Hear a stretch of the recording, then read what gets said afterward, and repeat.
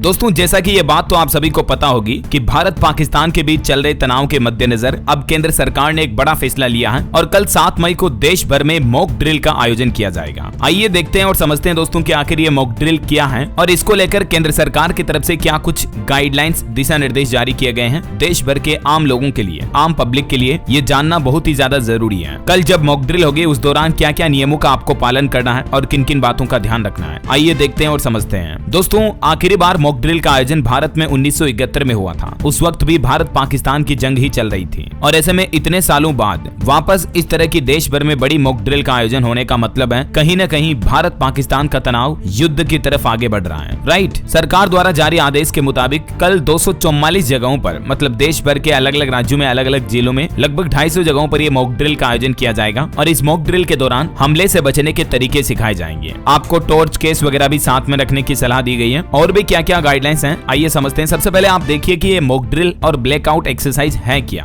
तो mock drill का मतलब होता है दोस्तों एक तरह से प्रैक्टिस। जैसे अभी भारत पाकिस्तान के बीच तनाव चल रहा, अगर कोई इमरजेंसी की स्थिति आ जाती है, मतलब पाकिस्तान की तरफ से कोई एयर स्ट्राइक हो जाता है, हवाई हमला या बम हमला हो जाता है, तो उस स्थिति में, उस सिचुएशन में आम लोग और प्रशासन कैसे और कितनी जल्दी रिएक्ट करते हैं, तो यही एक तरह से डेमो प्रैक्टिस होती है। इसी को मॉक ड्रिल कहते हैं। और ब्लैकआउट एक्सरसाइज का मतलब ऐसा होता है कि पूरे इलाके की लाइटें वगैरह बंद कर दी जाएगी। इसका मकसद ये होता है कि अगर दुश्मन देश हमला करे तो इलाके को अंधेरे में कैसे सुरक्षित रखा जा सकता है, क्योंकि उस दौरान दुश्मन को निशाना साधने में मुश्किल होती है। लाइट में निशाना जल्दी साधा जा सकता है। राइट, अच्छा इसके अलावा अब समझिए मॉक ड्रिल में इन 5 प्रमुख बातों पर जोर दिया जाएगा। एक तो हवाई हमले की चेतावनी देने वाले सायरन को बजाया जाएगा ताकि लोगों को पता चल जाएगा कि अगर वाकई में भारत पाकिस्तान के बीच युद्ध शुरू होता तो उस दौरान कैसा सायरन बोलेगा, कैसी आवाज आएगी। ठीक है, हमले के समय नागरिकों को खुद की सुरक्षा कैसे करनी है, इसके लिए प्रशासन अधिकारियों को भी ट्रेनिंग दी जाएगी और वो अधिकारी फिर आम लोगों को, आम नागरिकों को भी बताएंगे। मॉक ड्रिल के दौरान ब्लैकआउट भी किया जाएगा, जैसे कि मैंने आपको बताया। पूरे इलाके की लाइटें बंद रखी जाएगी तकरीबन आधे घंटे तक और महत्वपूर्ण कारखानों, ठिकानों को हमले के वक्त कैसे छिपाया जा सकता है और लोगों से जगह खाली कराना और उन्हें सेफ प्लेस तक पहुंचाने की ट्रेनिंग भी दी जाएगी। तो ये तो कुछ प्रमुख बातें जिन पर जोर दिया जाएगा मॉक ड्रिल के दौरान। और वहीं दोस्तों सरकार की तरफ से एक और बड़ा फैसला लिया गया है। भारत कल पाकिस्तान बॉर्डर पर हवाई अभ्यास भी करेगा। कांग्रेस अध्यक्ष खड़गे बोले कि पीएम के पास हमले का इनपुट था, रूस से मिलेगा ब्रह्मोस से लेस वॉरशिप भी। कहीं न कहीं देखा जाए तो अब हालातों को देखकर ऐसा लग रहा दोस्तों कि जंग के हालात बड़ी तेजी से बढ़ते जा रहे हैं। ये कुछ की पॉइंट्स भी जारी किए गए मॉक ड्रिल को लेकर। देखिए मॉक ड्रिल के दौरान ये 7 एक्सरसाइज की जाएगी। एयर रेड अलार्म सिस्टम की टेस्टिंग की जाएगी। रात के अंधेरे में हमले से बचने के लिए ब्लैकआउट एक्सरसाइज भी होगी। हमले के वक्त इवैक्यूएशन एक्सरसाइज भी की जाएगी, मतलब अगर रियल में हमला हुआ तो लोगों को उस हमले वाली जगह से बाहर निकालकर सुरक्षित जगहों पर कैसे इवैक्यूएट करना है, इसका भी ट्रायल एक्सरसाइज के रूप में किया जाएगा। युद्ध के माहौल में लोग क्या क्या सावधानियां रखें ये बातें बताई जाएगी। पावर प्लांट, सैन्य ठिकाने और अस्पताल जैसी जगहों की सुरक्षा करने की एक्सरसाइज भी करवाई जाएगी। सुरक्षित बंकरों की सफाई करवाई जाएगी और अलग अलग डिपार्टमेंट्स के बीच कोऑर्डिनेशन प्रैक्टिसेस भी होगी। कुछ और पॉइंट्स देखिए आप। सिविल डिफेंस मॉक ड्रिल का मकसद क्या है? एयर रेड वार्निंग सिस्टम के दौरान अलर्टनेस चेक करना, इंडियन एयरफोर्स के साथ हॉटलाइन और रेडियो कम्युनिकेशन को जोड़ना, मेन और सहयोगी कंट्रोल रूम की वर्किंग सही हो ये सुनिश्चित करना, हमले की स्थिति में आम लोगों, छात्रों को अपनी रक्षा करना सिखाना और हमले की स्थिति में लोगों को सुरक्षित निकालने का प्लान और उसका एग्जीक्यूशन चेक करना। ब्लैकआउट के दौरान उठाए जाने वाले सभी कदमों का रिव्यू करना, ब्लैकआउट की स्थिति में क्या करना है, कब करना है ये बताना, महत्वपूर्ण संस्थानों और बड़े प्लांट्स को कैसे छिपाना ये भी बताया जाएगा और सिविल डिफेंस सिस्टम को एक्टिवेट कैसे करना है। इमरजेंसी में आम नागरिकों की मदद करने वाली team, fire fighters, rescue operation का मैनेजमेंट वगैरह भी देखा जाएगा। आज भी कुछ मॉक ड्रिल की तैयारियां हुई अलग अलग राज्यों में। देखिए आप, उत्तर प्रदेश में लखनऊ और कौशाम्बी में युद्ध के दौरान बचने की ट्रेनिंग दी गई। सायरन बजते ही जमीन पर लेटे लोग, डीजीपी बोले 19 जिलों में कल ब्लैकआउट होगा। वहीं राजस्थान के भी 28 शहरों में कल ब्लैकआउट रहेगा। जैसलमेर, जोधपुर में बजाया गया सायरन। श्री गंगानगर में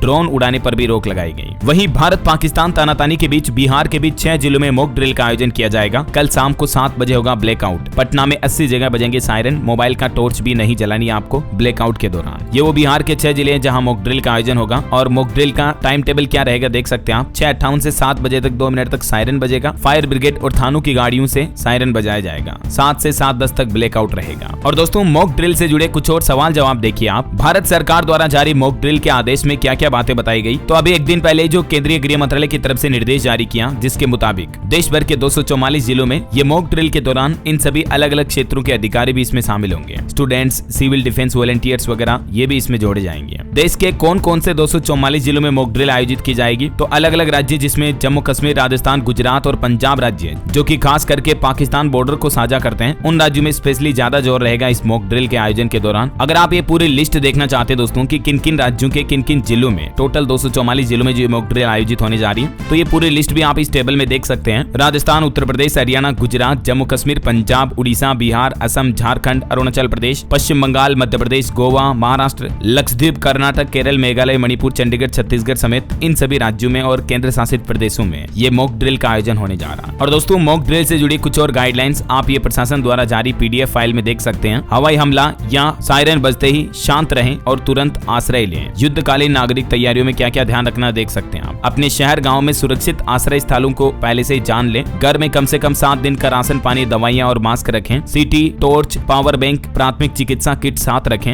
बिजली का मेन स्विच और गैस सिलेंडर बंद करना ना भूलें, क्योंकि कभी भी हवाई हमले होने की संभावना के दौरान आग लग जाती है ऐसे में। परिवार के सभी सदस्यों के ब्लड ग्रुप, आधार कार्ड कॉपी और फोटो तैयार रखें। परिवार मिलन स्थल पहले से ही तय कर लें। अगर परिवार के लोग एक दूसरे से बिछड़ जाएं तो कहां मिलेंगे सभी, ये पहले से ही तय कर लें। शिशु, बुजुर्ग और विकलांगों की विशेष तैयारी अलग से कर लें। दूसरा पॉइंट देखिए, बहुमंजिला इमारतों के लिए भी प्रशासन ने दिशा निर्देश जारी किए हैं कि अगर आप कहीं मॉल या कहीं फ्लैट बिल्डिंग वगैरह में फंसे हुए हो तो सीढ़ियों का प्रयोग करें, लिफ्ट से ना आए जाएं, क्योंकि बिजली जा सकती है। हर फ्लोर का निकासी मार्ग चेक कर लें। खिड़कियों से दूर रहें, शीशे टूटने से चोट लग सकती है। बाथरूम या कंक्रीट वाली दीवारों के पास शरण लें और अंधेरे में मार्गदर्शन के लिए लाइटिंग का इस्तेमाल करें। टॉर्च वगैरह साथ में रखें। अपने बच्चों के लिए सुरक्षा बैग तैयार रखें, जिसमें पानी, बिस्किट, डायरी, पहचान पत्र आदि आपको शामिल रखना है। और सोसाइटी, मोहल्ले में सामूहिक सुरक्षा उपाय क्या किए जाने चाहिए, सभी प्रवेश द्वार पर गार्ड, CCTV अनिवार्य रूप से लगवाएं। इंटरकॉम और आपातकालीन अलार्म प्रणाली सक्रिय रखें ताकि पूरे मोहल्ले, सोसाइटी वालों को एक साथ पता चल जाए। साप्ताहिक सुरक्षा बैठकें और मॉक ड्रिल आयोजित करें। मोहल्ले वाले भी अपने लेवल पर व्हाट्सएप ग्रुप, टेलीग्राम ग्रुप बनाएं, जिसमें गलत सूचना शेयर ना करें, लेकिन उन ग्रुप में आप चाहें तो डॉक्टर, सेना अधिकारी, पुलिस आदि स्थानीय विशेषज्ञों को जोड़ सकते हैं। अब देखिए, अगर वाकई में युद्ध शुरू हो गया और सायरन बज भी गया, धमाका हो गया, उसके बाद आपको क्या करना है? तुरंत जमीन पर लेट जाएं, सिर को ढकें, टेबल वगैरह के नीचे आप इस तरह की मुद्रा में लेट जाएं। यदि आप घायल हो गए हैं तो प्राथमिक उपचार घर पर ही करें या अपने नजदीकी स्वास्थ्य केंद्र पर जाएं। अनजान वस्तु या विस्फोटक को न छुएं, पुलिस को सूचित करें। बाहर निकलने से पहले आधिकारिक अनुमति लें या रेडियो अलर्ट सुनें। जगह छोड़ते समय सिर्फ जरूरी सामान लेकर निकलें। पालतू जानवरों के लिए रस्सी, खाना, पानी साथ रखें। अब देखिए, मानसिक शक्ति और नेतृत्व व्यवहार पर आपको क्या बातें ध्यान रखनी है। बच्चों और बुजुर्गों को मानसिक रूप से शांत रखने के लिए उनसे संवाद करें, बातचीत करें। हर समय सकारात्मक सोचें, संयम बनाए रखें। व्हाट्सएप, SMS वगैरह का इस्तेमाल करते रहें। सामूहिक जागरूकता अभियान भी चलाने आपको अपने लेवल पर समाज की मदद करनी है। सरकारी मदद और सहयोग के लिए आप NDRF, जिला प्रशासन या नागरिक सुरक्षा विभाग से संपर्क बनाए रखें। और कुछ और अतिरिक्त महत्वपूर्ण सुझाव ये हैं, अपने दस्तावेज का आप डिजिटल बैकअप ले लें, जैसे गूगल ड्राइव या पेन ड्राइव में रखें। ऑनलाइन भुगतान बंद होने पर काम आने के लिए नगद राशि भी साथ में रखें। सैन्य जानकारियों को सोशल मीडिया पर साझा ना करें। साइबर हमलों से बचाव के लिए अनधिकृत लिंक, मोबाइल ऐप से दूर रहें। ब्लड बैंक में स्वैच्छिक रक्तदाता के रूप में पंजीकरण करें और इन बातों का ध्यान रखें, ठीक है ना। अगर मतलब ये सब पॉइंट्स किस लिए हैं कि अगर युद्ध जैसे हालात पैदा हो गए, स्थितियां काफी बिगड़ गई, युद्ध शुरू हो गया, उस दौरान आपको इन सभी बातों का, नियमों का ध्यान रखना पड़ेगा, समझ रहे हो। तो यही सब कुछ प्रशासन आम लोगों को सतर्क करने के लिए ये गाइडलाइन शुरू कर रहा है। तो उम्मीद है दोस्तों मॉक ड्रिल से जुड़े ये महत्वपूर्ण अपडेट, नए नियम, न्यू रूल्स एंड रेगुलेशंस आपको जरूर जानने मिले होंगे। वैसे दोस्तों, आप कौन से राज्य में, कौन से जिले में रहते हैं? क्या आपके राज्य का नाम भी इस मॉक ड्रिल वाली लिस्ट में शामिल है? यस अथवा नो कमेंट करके बताइए। आपके राज्य का नाम भी लिखिए और बाकी इस वीडियो को लाइक और शेयर करके DLS न्यूज चैनल को सब्सक्राइब करके बेल आइकन जरूर दबा दीजिएगा। और हम सभी ईश्वर से प्रार्थना करते हैं दोस्तों कि ऐसे जंगी हालात ना ही बने तो बेहतर है, वरना युद्ध में तो तबाही मचती है, कई मासूम लोगों की, बच्चों की जान जाती है। जैसे आप देख रहे होंगे रूस, यूक्रेन, इजराइल, हमास जंग में क्या हालात हो रहे हैं अभी। खैर, ये तो वक्त ही बताएगा। ईश्वर से हमारी यही प्रार्थना है, दुनिया में शांति, अमन, चैन बना रहे। मिलेंगे अगले नेक्स्ट अपडेट में, तब तक के लिए जय हिंद, जय भारत, वंदे मातरम।